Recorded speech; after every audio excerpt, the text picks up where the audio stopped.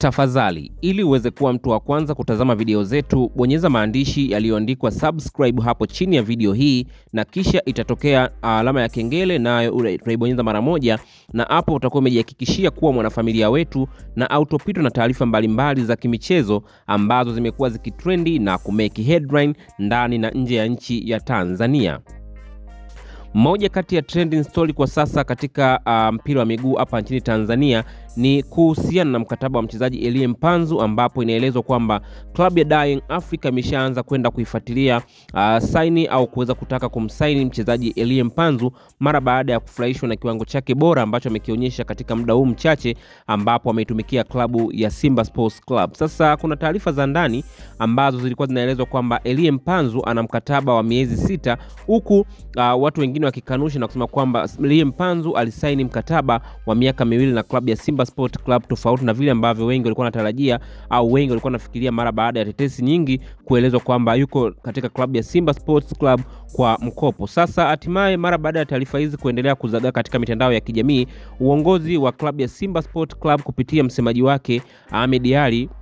ameamua kutoka hadharani na kuweza kuliweka swala hili wazi kupitia mitandao ya kijamii, lakini pia kwa wadau mbalimbali ambao walikuwa na mashaka kuhusiana na mkataba wa mchezaji Elie Mpanzu. Sasa hatimaye msemaji Ahmed Ally ameweka wazi na kudai kwamba mchezaji Elie Mpanzu alisaini mkataba wa miaka 2 wa kuitumikia klabu ya Simba Sport Club, na kudai kwamba kama klabu ya Young Africa inamhitaji mchezaji huyo, basi wasubiri miaka 13 au 15 ya baadaye ndio waje kumpata, akiwa tayari ameshaweza kumaliza utamu wake, kama vile ambavyo tulishuhudia kwa mchezaji Clatous Chota Chama, ambapo klabu ya Young Africa ilikuwa ikitajwa mara kwa mara kwamba inahitaji kuinasa saini yake, lakini hawakuweza kufanikiwa, na baadaye mara baada ya kiwango chake kuporomoka ndipo klabu ya Young Africa ikaja kumpata msimu uliopita. Hii ni moja kati ya kauli ambazo zimewafurahisha mashabiki wengi wa mpira wa miguu, lakini pia mashabiki wanaoisupport klabu ya Simba Sport Club, kwani kiwango cha mchezaji Elie Mpanzu kimeweza kuwapa matumaini watu wengi sana kupitia mpira wa Tanzania, na kudai kwamba